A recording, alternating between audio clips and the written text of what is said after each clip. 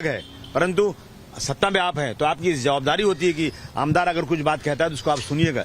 तो उन्होंने मुझे वादा किया कि मैं जरूर सुनूंगा और मैं जरूर वहाँ काम करूंगा, इसलिए मैं मिलने से आया था और कोई बात नहीं। तो इस बारे में नवाब मलिक से कोई बात करेंगे, कुछ बोला उन्होंने? नहीं, उनसे क्या बात करो, तो हार गए, उनकी क्या हैसियत है भैया, वो हार गया। अब ये सत्ता में आए हुए हैं, इनकी जिम्मेदारी है कि अगर वो उस एरिया में मेरे ऊपर जो आरोप लग रहा है, अगर उस चीज के ऊपर मैंने आवाज ना उठाई हो, मैंने संघर्ष ना किया हो, मेरे लोग 15-15 दिन जेल में नहीं गए उस काम के लिए, और आप उसी वही मेरे ऊपर आरोप लगा रहे हैं। आरोप तो मुझे आप पे लगाना चाहिए, जो सत्ता में बैठे हुए लोग हैं। उन्होंने कहा नहीं, बिल्कुल मैं, आप फिक्र मत कीजिए, मैंने वो एरिया देखा है, बहुत खराबी वहाँ पे जो है नशा तो चारों तरफ है, लेकिन उन्होंने एक नैरेटिव ऐसा सेट कर दिया कि जनता बोलने लगी इसके ऊपर। मैं इसलिए पहले दिन मिलने उनसे आया कि सर आप सत्ता में आ रहे हैं, आपकी जिम्मेदारी होती है कि जो अपोजिशन के लोग उनकी बातें सुने, उसको काम करें। उन्होंने जिस तरीके से आप पे आरोप लगाए थे, उन्होंने ये कहा था कि आप बिजनेस करते हो ड्रग्स का, ऐसे उन्होंने बोला था। बताइए, शर्म नहीं आती बोलने के लिए उनको? मैं बिजनेस करूंगा ड्रग्स का? बेशर्म लोग हैं। उनका दामाद पकड़ा गया उसमें और उसको छुड़ाने की कोशिश किया। अगर किसी के परिवार का कोई आदमी गलत काम करता है तो उसको खाना पानी बंद कर दो, उसको निकाल दो घर से, उसकी बात मत सुनो। ये तो मदद कर रहे थे उसको। तो ये ऐसी बात कर रहे हैं बिजनेस। आप कोई प्रूव कर दे तो मैं मुझे फांसी के फंदे पे चढ़ा दो, अगर कोई कह दे मैं ये सब काम करता हूँ तो। अजीत दादा आपके पुराने दोस्त हैं, मुख्यमंत्री पद को लेकर बहुत सारे नाम चर्चे में आ रहे हैं, क्या कुछ चर्चा हुई है क्या? नहीं, देखिए ये सब बातें अभी हमारी क्या हैसियत है भाई चर्चा करने की? हम एक दो ठीक है ना, हम सत्ता के लोगों के पास हम जाएंगे, जाना ही पड़ेगा हमको, चाहे कोई भी हो, चाहे बीजेपी हो, शिवसेना, कोई भी हो।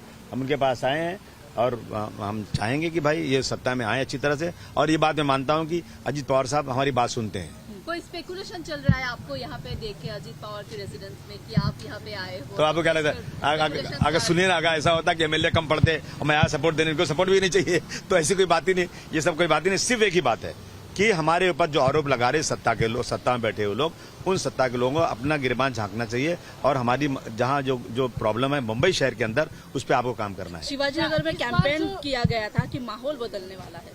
बदल गया ना माहौल। चले गए आज है कि मुझे बुलाया लोगों ने, बहुत गंदगी है यहाँ पर, बहुत ये है वो है। अरे उनकी बेटी भी तो हारते हारते जाएगी।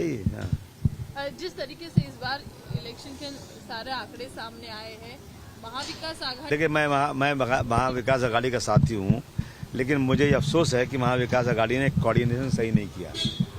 अपने किसी अब वो लोग सब अपना लड़ते इलेक्शन लड़े और एक दूसरे के खिलाफ ही नजर आए मुझे। मैं समझता हूँ कि कोऑर्डिनेशन की बहुत कमी थी और इन लोगों की वजह, हार की वजह सबसे बड़ी यही हो सकती है। आपके पुराने जो सहकारी थे फहाद अहमद, जिन्होंने अनुशक्ति नगर से चुनाव लड़ा, उनको भी मतलब उनका भी ये हुआ, वो हार गए थे। लेकिन हम जैसे देख रहे हैं कि उन्होंने एक जो आरोप किया हुआ है कि जो राउंड चल रहे थे काउंटिंग के, कुछ राउंड के बाद कुछ गड़बड़ हुई, ऐसा वो भी बोल रहे हैं। देखिए ऐसा है ना कि जो होना था हो गया, उस पर बहस कर कोई फायदा नहीं है।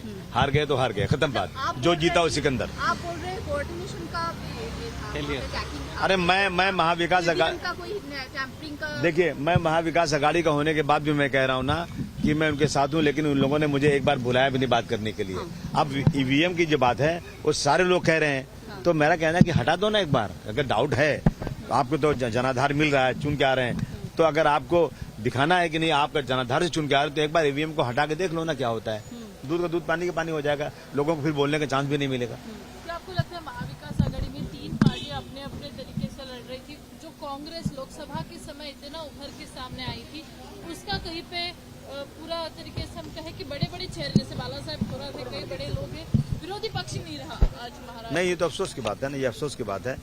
ये लोग सब सीटों के लिए लड़ते हैं, मुझे सीट ज्यादा चाहिए और उसके बाद सीटें चुन के नहीं आती हैं। मैं समझता हूँ कि कोऑर्डिनेशन कमी और लीडरशिप की कमी, हर चीज दिल्ली में जाके पूछना मतलब क्या होता है। यहाँ पे बाला साहब थोराट हैं, यहाँ पर जो है पृथ्वीराज चौहान साहब हैं और नाना पटोले हैं, ये लीडर हैं, इनको डिसीजन लेना चाहिए। ये लोग जाते वहां से डिसीजन, वहां से क्या होगा? जो लोग वहां से डिसीजन लेते हैं, मैं समझता हूँ ठीक नहीं। CEN न्यूज, देश प्रदेश की ताजा तरीन खबरों के लिए CEN न्यूज को सब्सक्राइब करें और रहें पल पल की खबर से हर पल बाखबर।